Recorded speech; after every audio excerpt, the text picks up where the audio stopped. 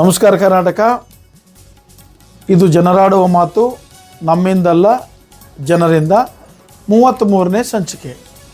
ಈ ಸಂಚಿಕೆಯಲ್ಲಿ ಬಹುಮುಖ್ಯವಾಗಿ ನಮ್ಮ ಕರ್ನಾಟಕ ರಾಜ್ಯದ ಮಹಾರಾಷ್ಟ್ರ ಗಡಿಭಾಗದ ಜಿಲ್ಲೆಯಾಗಿರ್ತಕ್ಕಂಥ ಬೆಳಗಾವದಲ್ಲಿ ಚಳಿಗಾಲದ ಅಧಿವೇಶನವನ್ನು ಕರ್ನಾಟಕ ಘನ ಸರ್ಕಾರ ನಡೆಸಲು ದಿನಾಂಕ 8 ಫಿಕ್ಸ್ ಮಾಡಿದೆ. ಜನ ಏನು ಮಾತಾಡ್ತಾರೆ ಅಂದರೆ, ಬೆಳಗಾವಿ ಅಧಿವೇಶನ ಎಂದರೆ ಜನರು ಬಹಳ ಬೇರೆ ದೃಷ್ಟಿಯಿಂದ ನೋಡ್ತಕ್ಕಂಥ ವಿಚಾರಕ್ಕೆ ಜನ ಬಂದಿದ್ದಾರೆ ಅಂತ ಮಾತಾಡ್ತಾ ಇದ್ದಾರೆ. ಯಾಕಂದರೆ ಬೆಳಗಾವಿಯಲ್ಲಿ ಅಧಿವೇಶನ ಮಾಡಲು ಮುಖ್ಯ ಕಾರಣ ಏನು?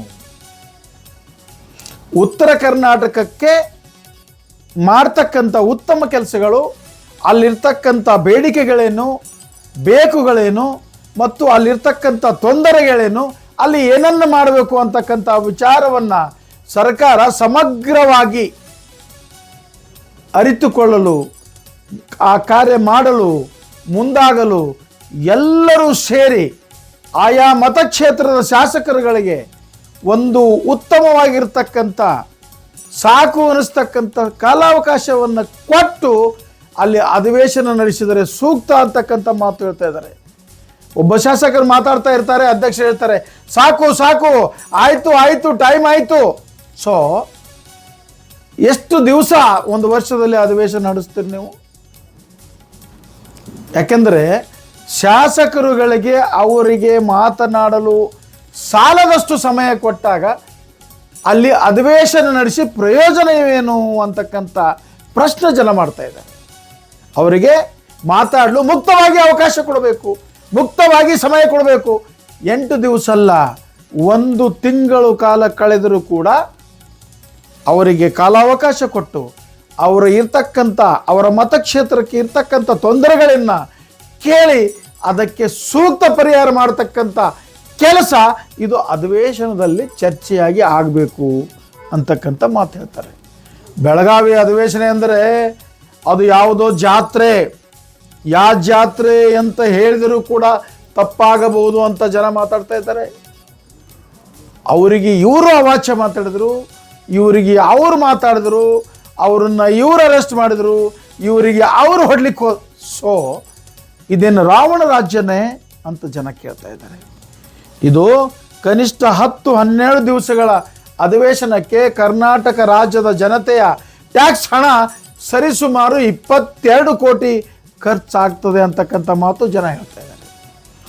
22 ಕೋಟಿ ಅಲ್ಲ, 48 ಕೋಟಿ ಖರ್ಚಾದರೂ ಕೂಡ ಆ ಒಂದು ಅಧಿವೇಶನ ಏನು ಉದ್ದೇಶ ಇದೆ, ಏನು ಗುರಿ ಇದೆ, ಏನು ಅಜೆಂಡಾ ಇದೆ,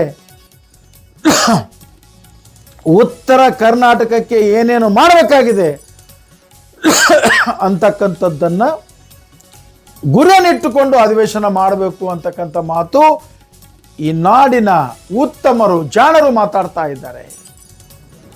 ಈಗ ಕರ್ನಾಟಕ ಇಡೀ ರಾಜ್ಯದ ತುರ್ತು ವಿಷಯಗಳನ್ನು ಹೊರತುಪಡಿಸಿ ಸಮಗ್ರವಾಗಿ ಉತ್ತರ ಕರ್ನಾಟಕಕ್ಕೆ ಸಂಬಂಧಪಟ್ಟಂತೆ ಚರ್ಚೆ ಆಗಬೇಕು. ಸಮಗ್ರವಾಗಿ ಅಭಿವೃದ್ಧಿಗಾಗಿ ಅಲ್ಲಿ ಒಂದು ನೀಲಿ ನಕ್ಷೆ ತಯಾರಾಗಬೇಕು. ಆವಾಗ ಈ ಕರ್ನಾಟಕ ಸರ್ಕಾರ ಏನಿದೆ, ಬೆಳಗಾವಿಯಲ್ಲಿ ಸುವರ್ಣಸೌಧ ಕಟ್ಟಿ ಅಷ್ಟೊಂದು ಖರ್ಚು ವೆಚ್ಚಗಳನ್ನು ಮಾಡಿ ಒಂದು ಒಳ್ಳೆಯ ಕೆಲಸ ಮಾಡಿದರೆ ಸಾರ್ಥಕ ಆಗ್ತದೆ ಅಂತಕ್ಕಂಥ ಮಾತನ್ನು ಹೇಳ್ತಾ ಜನ ಇವತ್ತು ಸಿದ್ದರಾಮಯ್ಯನವರ ಮೇಲೆ ಸಾಕಷ್ಟು ಜನರು ಒಂದು ಭರವಸೆಯನ್ನು ಇಟ್ಟುಕೊಂಡಿದ್ದಾರೆ.